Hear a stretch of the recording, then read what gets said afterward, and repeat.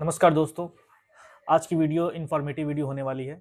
मैं ये वीडियो उनके लिए बनाने जा रहा हूँ जिनके पास डीटीएफ मशीन है या जो डीटीएफ मशीन परचेज करने के लिए सोच रहे हैं। तो दोस्तों ये सिर्फ डीटीएफ मशीन परचेज करके बिजनेस प्लान के बारे में नहीं है। ये बेसिकली आप जब डीटीएफ मशीन परचेज करने जाओगे तो you know the cost of DTF machines की, सिंगल हेड, डबल हेड, और उसके पास जो एक्स्ट्रा पावर होता है, अवन होता है, ऑटोमेटेड अवन होता है, उसके साथ ये मर्ज करके कितने कॉस्टली मशीन्स की पड़ जाती हैं।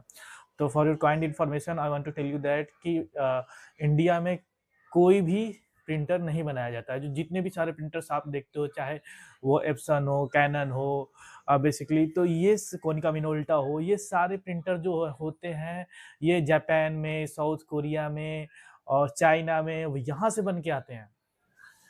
तो हम जो बोलते हैं कि we have technology, no, we don't have technology. We for technology we are depend on other countries. हाँ, सॉफ्टवेयर के मामले we can create softwares, we have that potentials, we have engineers who are creating softwares. लेकिन दोस्तों ये सिर्फ software के बारे में नहीं, ये मशीन्स के बारे में है। तो हमारे पास मशीन्स की टेक्नोलॉजी नहीं है, दैट्स द रीजन है हमें बाहर देशों पे डिपेंड होना पड़ रहा है। तो ये मैंने डीटीएफ मशीन परचेज की हुई है 12 इंच RP600 प्रो रोकू की, और बेसिकली ये भी चाइना बेस्ड डीटीएफ प्रिंटर ही है।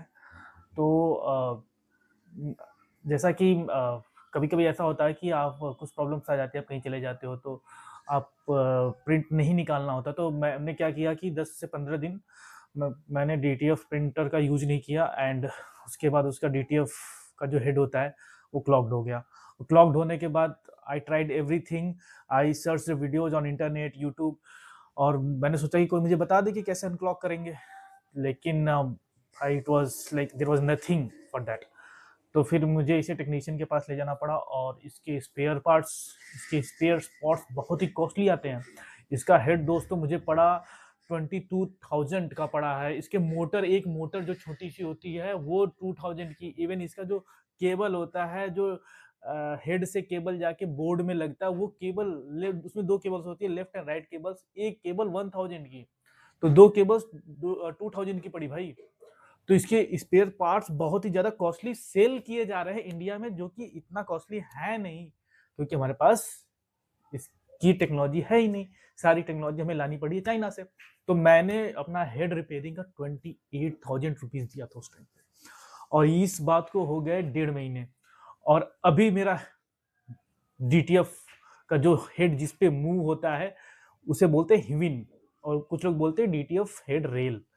तो वो रेल, उसमें प्रॉब्लम हुई थी। मैं आपको दिखाना चाहता हूं, ये देखिए, ये दिस इज द पार्ट, हिविन। तो अभी मैं आपको वीडियो दिखाता हूं कि ये क्या प्रॉब्लम हुई थी। ये देखिए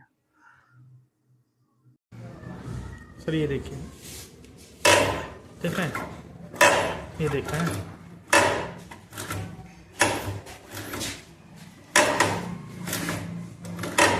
ऐसे आवाज आ रही है।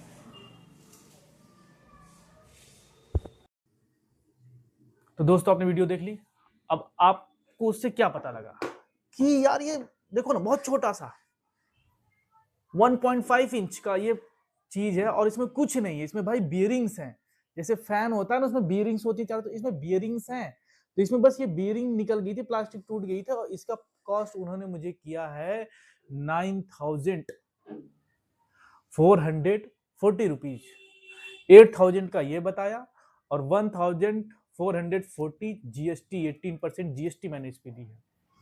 तो दोस्तों अभी मैं वीडियो दिखाता हूं आपको, देखो टेक्नीशियन इसमें क्या रिप्लेस कर रहे हैं, देखिए आप।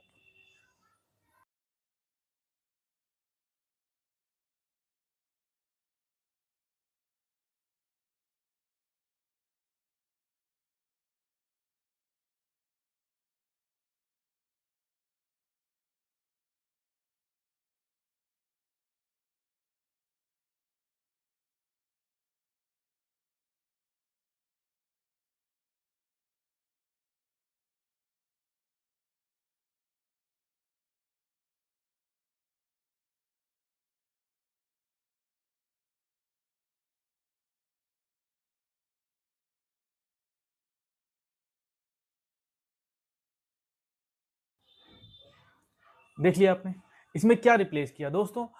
जो हेड की जो ट्रैक था जिस पे ये चल रहा था वो ट्रैक चेंज नहीं हुआ, सिर्फ ये चेंज हुआ और इसका मुझे इस लेवल का प्राइस देना पड़ा।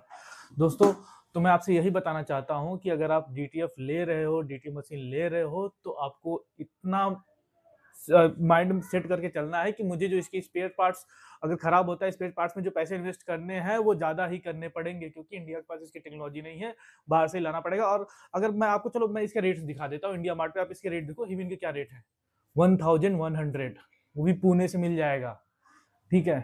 लेकिन यहाँ पे लोग लूट रहे हैं यार, लोग फायदा उठा रहे हैं, ठीक है। तो दोस्तों अगर आपको भी कोई प्रॉब्लम आ रही है डीटीएफ से रिलेटेड, तो आप मेरे से बात कर सकते हैं, मैं आपको सोल्यूशन दूंगा और वो कोई चार्ज नहीं लूंगा, कुछ नहीं लूंगा, क्योंकि मैं समझ सकता हूं कि अगर कोई पर्सन डीटीएफ की मशीन ले रहा है या सोच रहा है लेने के लिए, तो उसको क्या सजेस्ट करना चाहिए। I will suggest everything. ये नहीं कि सिर्फ डीटीएफ मशीन खराब है, अगर आपके पास बल्क ऑर्डर्स है, आपके पास डेली के ऑर्डर्स है, आपके पास डेली 15-20 टी शर्ट्स के ऑर्डर आते हैं डीटीएफ प्रिंटिंग के, तो आपको जरूर ये मशीन परचेज करना चाहिए। सपोज करो कि आप इन्वेस्ट कर रहे हो 2 लाख की, जो मेरी खुद की मशीन है वो मोर देन 2 लाख की है, ठीक है। मेरे पास ऑटोमेटेड ओवन है, तो ये मशीन दोस्तों मैंने ली है, ऑफ कोर्स मेरे पास काम आ रहा है, मैं डेली 15-20 टी शर्ट प्रिंट करता हूँ। लेकिन अगर आपके पास इतना काम नहीं है, इससे ज्यादा काम है तो लो, इससे कम काम है तो मत लो, क्योंकि अगर डीटीएफ मशीन आप ले रहे हो, अगर दो आपको डेली डेली आपको जब उसे चलाने जाओगे आपको हेड क्लीन करना पड़ेगा, ट्रैक पे थोड़ा सा ग्रीस लगाना पड़ेगा दूसरे तीसरे दिन में, और उसके बाद जाके तब आप सोच सकते हो कि मशीन सही चलेगी, क्योंकि हर उसकी जो व्हाइट इंक आती है वो बहुत ही ज्यादा टेम्परेचर, वो तुरंत जम जाती है, लाइक की वो ना वही सबसे ज्यादा क्लॉग करती है हेड को। तो अगर आप वो मशीन ले रहे हो और आप हर दूसरे दिन सफाई नहीं कर रहे हो, मशीन की हेड क्लीन नहीं कर रहे हो, आप एक हफ्ते के लिए भी छोड़ दोगे तो उसका हेड क्लॉग हो जाएगा इस लेवल का, और उसका जो प्राइस है 22,000, ठीक है। तो आप अगर आपके पास ज्यादा ऑर्डर्स है आप डेफिनेटली लो, अगर आपको मेरी कोई सपोर्ट चाहिए तो मैं जरूर आपको सपोर्ट करूंगा। और मेरा ये वीडियो इतना देर तक देखने के लिए आपका धन्यवाद। और अगर आप मेरा वीडियो लाइक करेंगे, मेरा चैनल सब्सक्राइब करेंगे, तो ऑफ कोर्स मैं आप जो लेटेस्ट वीडियो बनाऊंगा आपको सबसे पहले मिलेंगी, और इस तरीके से आप मेरी हेल्प कर पाओगे। थैंक यू, धन्यवाद, नमस्कार।